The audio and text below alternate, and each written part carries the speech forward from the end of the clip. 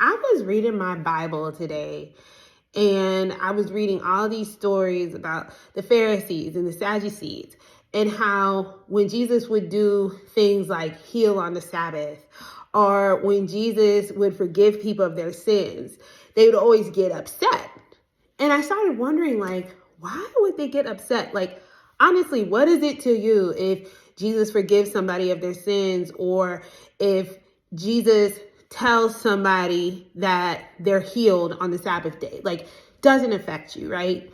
But then I realized that maybe one of the reasons they were so mad at Jesus is that feeling people get when they're like, who do you think you are?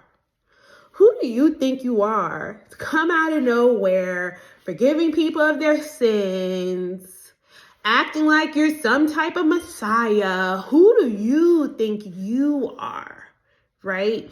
How many times in our lives have we had that same feeling? Have people, our situations, or even ourselves made us think, who do you think you are?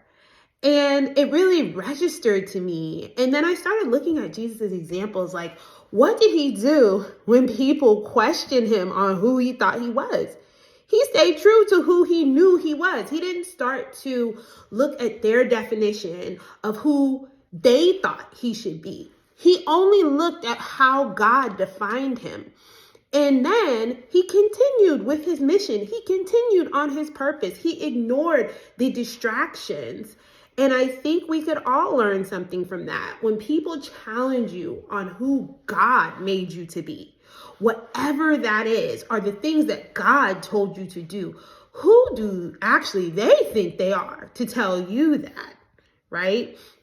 The only person who could define you is Jesus Christ himself. God is the only person who defines who you are. And you know who you are? You are a chosen people. You are a holy nation. You are a royal priesthood. That's who you are. And so you have to continue the mission that God has put in front of you, whatever that mission may be, and just ignore the distractions. Sometimes it gets so hard because sometimes distractions could be so loud.